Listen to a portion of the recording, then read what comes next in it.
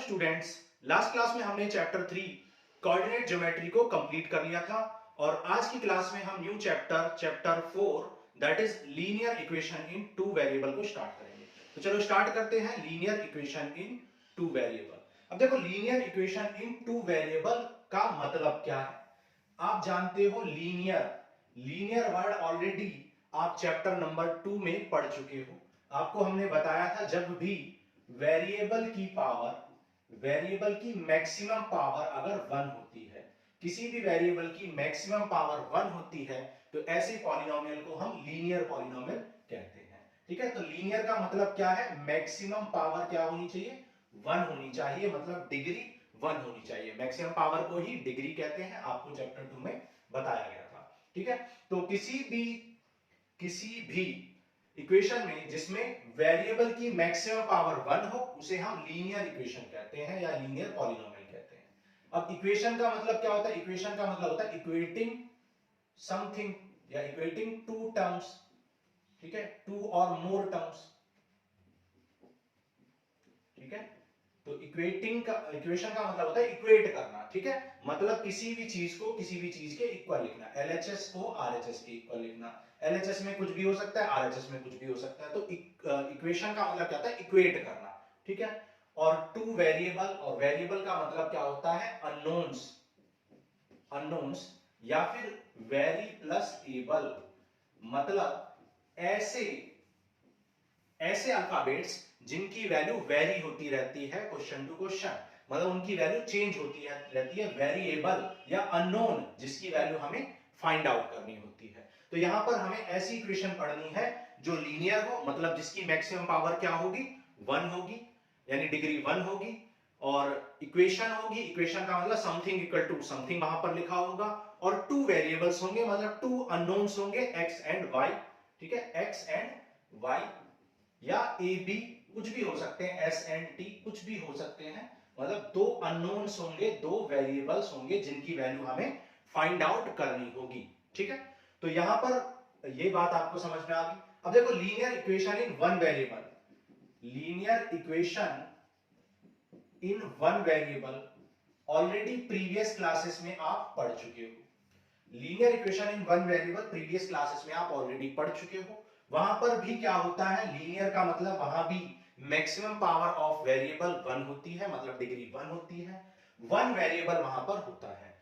ठीक है, और इक्वेशन होती है, मतलब something equal to something given होता है। तो स्टैंडर्ड इक्वेशन क्या होती है, standard equation of linear equation in one variable, linear equation in one variable की स्टैंडर्ड इक्वेशन आप ऑलरेडी जानते हो, ax plus b equal to 0 होता है, where a and b are real number, जहां a और b क्या होते हैं, रियल नंबर्स होते हैं, and a is not equal to 0 होता है। ठीक है, a 0 क्यों नहीं हो सकता, a 0 इसलिए नहीं हो सकता, अगर a 0 हो गया तो ये वेरिएबल ही क्या हो जाएगा, 0 हो जाएगा। तो आप नहीं कह पाएंगे कि क्या है, लीनियर इक्वेशन है, क्योंकि लीनियर इक्वेशन होने के लिए वेरिएबल की मैक्सिमम पावर 1 होनी चाहिए। तो अगर ये टर्म 0 हो जाएगा तो वेरिएबल की मैक्सिमम पावर 1 नहीं रहेगी और ये इक्वेशन लीनियर नहीं रहेगी, इसलिए a कभी भी 0 नहीं होना चाहिए। तो ये थी linear equation in one variable. ठीक है, अब स्टैंडर्ड इक्वेशन क्या होती है, standard equation of linear equation in two variable. ठीक है, टू वेरिएबल की जो लीनियर इक्वेशन होती है उसकी इक्वेशन होती है ax plus by plus c equal to 0।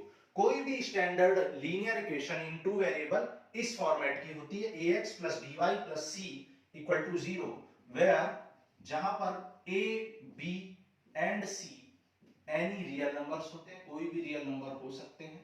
ठीक है, but a square plus b square can not be equal to 0।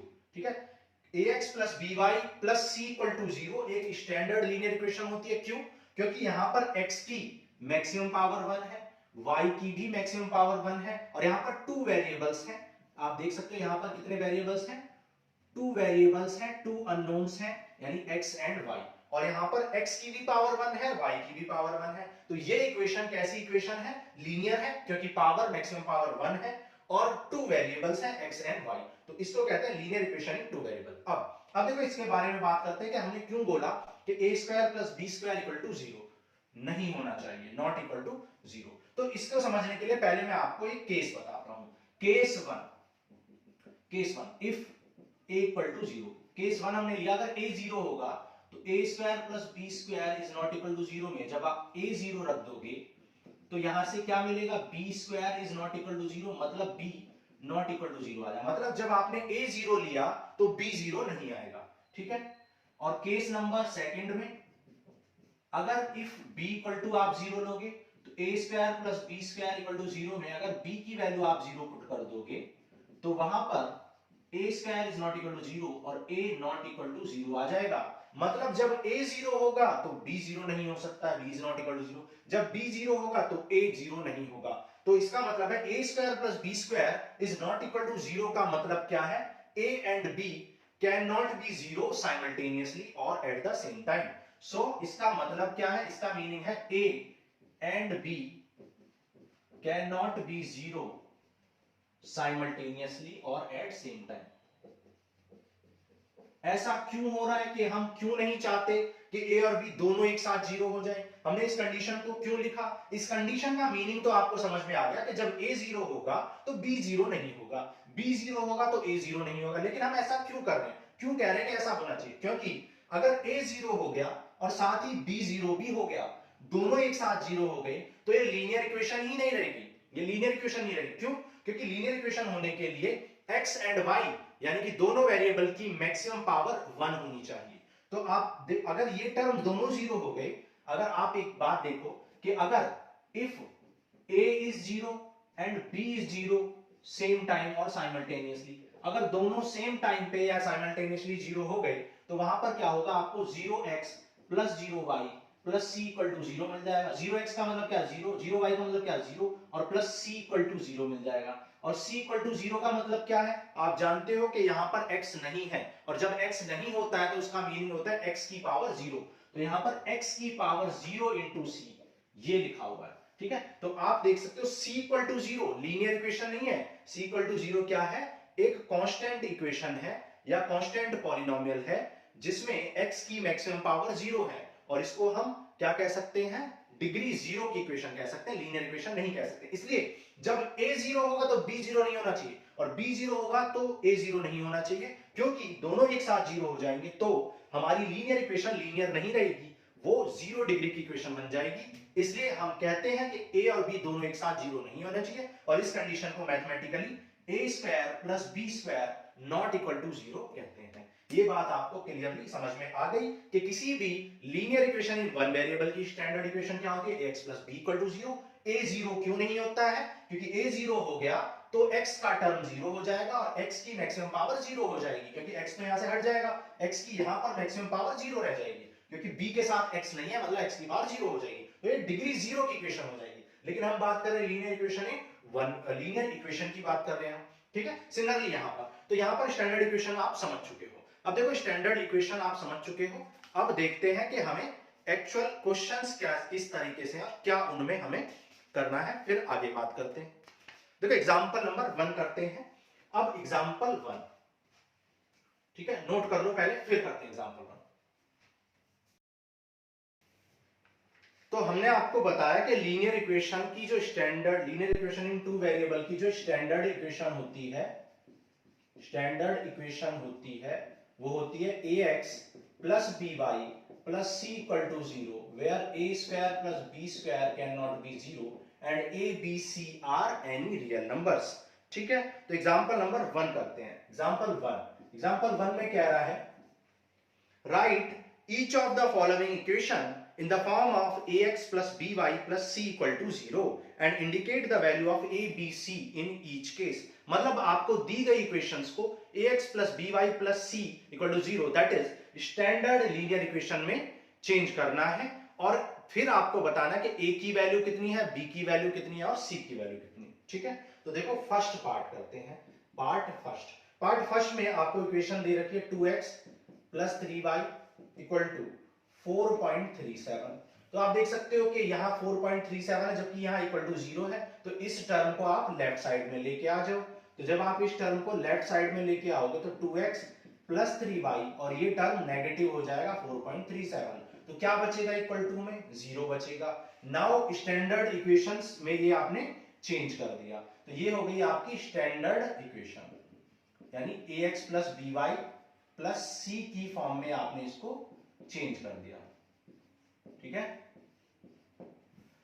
तो अब क्या करोगे, अब आप स्टैंडर्ड इक्वेशन से इसको कंपेयर कर लो, ax plus by plus c equal to 0 से कंपेयर करो। तो बाई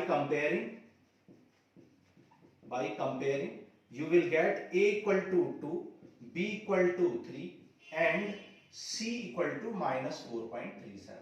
ठीक है, कुछ भी नहीं है, बहुत इजी सा है, बच्चों वाला क्वेश्चन है। सिर्फ आपको क्या करना है, दी गई लीनियर इक्वेशन को ax plus by plus c equal to 0 की फॉर्म में करना है, क्योंकि यहाँ इक्वल टू 0 नहीं था तो हम इस टर्म को लेफ्ट में ले आए और इक्वल टू में क्या आ गया, 0 आ गया। नाउ हमने इसको ax plus by plus c से कंपेयर कर दिया, क्योंकि क्वेश्चन ने पूछा था कि a b c की वैल्यू यहाँ पर बताओ। तो a b c की ये वैल्यू हमें मिल चुकी है और ये हमने यहाँ पर आंसर हो गया। अब सेकंड पार्ट करते हैं, पार्ट सेकंड। अब देखो second part of example number 1 में आपको दे रखा है x minus 4 equal to √3y। ठीक है, x minus 4 equal to √3y। अब यहाँ पर x minus 4 equal to √3y है। आप देख सकते हो यहाँ पर ax plus by plus c की फॉर्म में लिखना था, तो ये y वाला टर्म लेफ्ट में आना चाहिए। ठीक है, तो इस y वाले टर्म को हम लेफ्ट में ले जाएंगे, पॉजिटिव है तो इधर आएगा तो ये नेगेटिव √3y हो जाएगा, और इस 4 को हमने एज इट इज लिख दिया।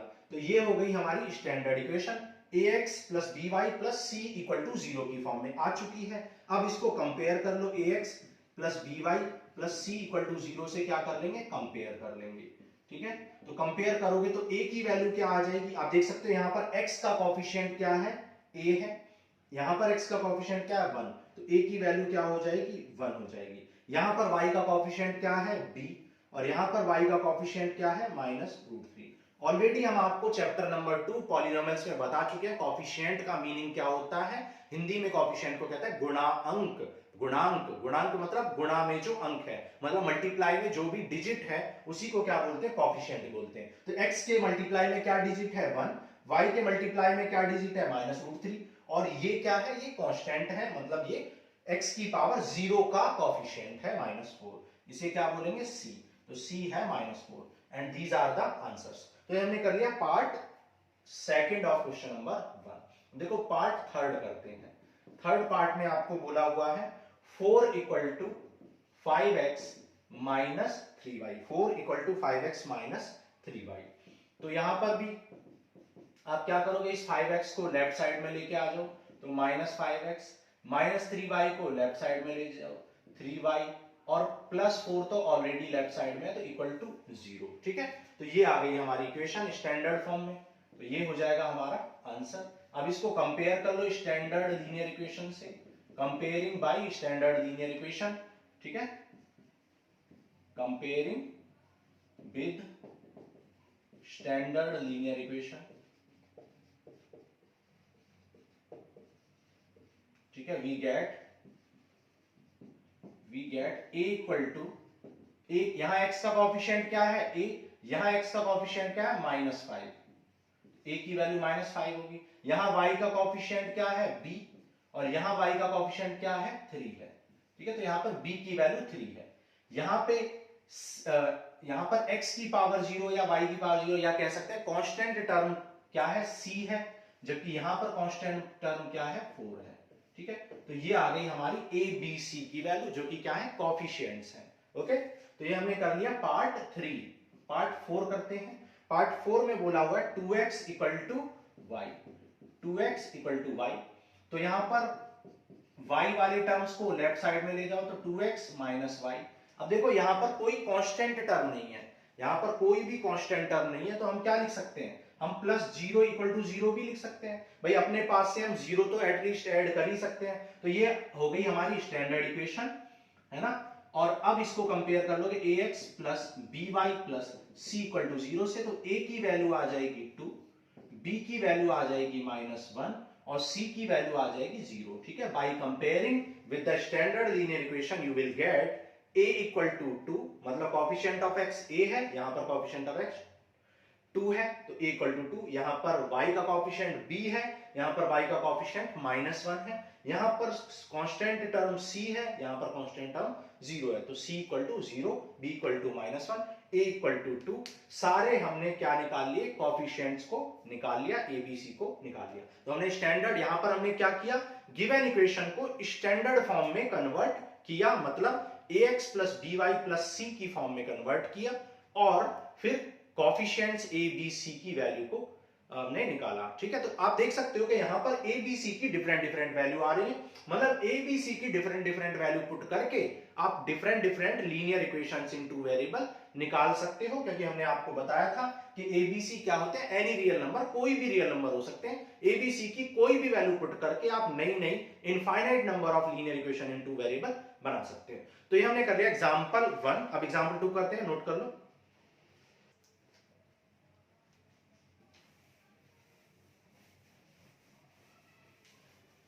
ये चैप्टर बहुत इंपॉर्टेंट चैप्टर है, क्योंकि ये आपका बेस है, यहां पर आपको ज्यादा कुछ नहीं पढ़ना है, लेकिन 10th क्लास में ये सारी चीजें आपको डिटेल में पढ़नी है, 11th और 12th में भी इसका काफी यूज है, तो आगे जितनी भी हायर क्लासेस हैं उनमें सब में बहुत ज्यादा यूज होने वाले हैं, तो बहुत ध्यान से आपको समझना है और 2 बार इस लेक्चर को देखना है। ठीक है, एग्जाम्पल नंबर 2। एग्जाम्पल 2 कह रहा write each of the following as an equation in two variable, मतलब यहां पर ईच इक्वेशन को इक्वेशन इन टू वेरिएबल में चेंज करना है। फर्स्ट पार्ट में देखते हैं, फर्स्ट पार्ट में आपको दे रखा है x equal to -5, second part आपको दिया हुआ है y इक्वल टू 2, थर्ड में दिया हुआ है आपको 2x इक्वल टू 3, और फोर्थ इक्वेशन में आपको दिया हुआ है 5y इक्वल टू 2। ठीक है, तो इनको सबको हमें किस में चेंज करना है, linear equation in two variable में चेंज करना है। आप देख सकते हैं यहाँ पर एक ही वेरिएबल है x, तो दूसरा वेरिएबल क्या है, क्यों हमें दूसरा वेरिएबल दिखाई नहीं दे रहा, क्योंकि हो सकता है या हो सकता नहीं है कि यहाँ पर 1x है और यहाँ पर 0y रहा होगा, 0y की वजह से वो y वाला टर्म आपको दिखाई नहीं दे रहा है, और इक्वल टू कितना है -5। यहाँ पर 0x रहा होगा, y 1y है और इक्वल टू 2 है, यहाँ पर 2x है और हो सकता है यहाँ पर 0y रहा हो, क्योंकि y वाला टर्म नहीं है, इसका मतलब 0y रहे होंगे, इक्वल टू 3, और 5y तो है लेकिन यहाँ पर x वाला टर्म नहीं है, तो हम कह सकते हैं यहाँ पर 0x होगा, तो 0x plus 5y equal to 2। तो आप देख सकते हो यहाँ पर सारी इक्वेशंस में 2 वेरिएबल्स आ चुके हैं, लेकिन हम किसी भी linear equation in two variable या किसी भी इक्वेशन को, किसी भी पॉलिनोमियल को हमेशा स्टैंडर्ड फॉर्म में ही लिखकर छोड़ते हैं। तो ये अभी स्टैंडर्ड फॉर्म नहीं है, तो स्टैंडर्ड फॉर्म में कन्वर्ट कर लो, चाहे बोला जाए या नहीं, आप हमेशा आंसर को स्टैंडर्ड फॉर्म में ही देते हैं। तो ये हो जाएगा 5 इधर जाएगा तो पॉजिटिव 5 हो जाएगा, ये 0x प्लस y, ये +2 इधर जाएगा तो -2 हो जाएगा। ठीक है, और सिमिलरली ये 3 इधर आएगा तो -3 हो जाएगा, और इक्वल टू क्या बच जाएगा 0। ठीक है, सिमिलरली ये 2 इधर आएगा तो लेफ्ट साइड में इसको करेंगे तो क्या आ जाएगा -2 equal to 0, and this is linear equation in two variable in standard form. तो लीनियर इक्वेशन तो हमने टू वेरिएबल में यहीं पर कन्वर्ट कर ली थी, y वाला टर्म नहीं था तो हमने 0y लिख दिया, x वाला टर्म नहीं था तो 0x लिख दिया, यहाँ पर x वाला टर्म नहीं था तो 0x, यहाँ पर y वाला टर्म नहीं था तो 0y। तो इस तरीके से हमने टू वेरिएबल्स में कन्वर्ट कर लिया। फिर देन नेक्स्ट स्टेप में हमने क्या किया है, ये जितने भी टर्म है कांस्टेंट टर्म, इनको लेफ्ट साइड में लाके इसको स्टैंडर्ड इक्वेशन यानी ax plus by plus c equal to 0 की फॉर्म में कन्वर्ट कर लिया। सो यहां पर हमने कर लिया introduction and conceptual class of linear equation in two variable. तो यहां पर हमने क्या सीखा, यहां पर हमने linear equation in two variable की स्टैंडर्ड इक्वेशन को सीखा, और किसी भी गिवन इक्वेशन को हम कैसे linear equation in two variable में चेंज कर सकते हैं, ये भी हमने देखा। तो आज की क्लास में इतना ही। अब नेक्स्ट क्लास में हम करेंगे solution of exercise 4.1। Thank you.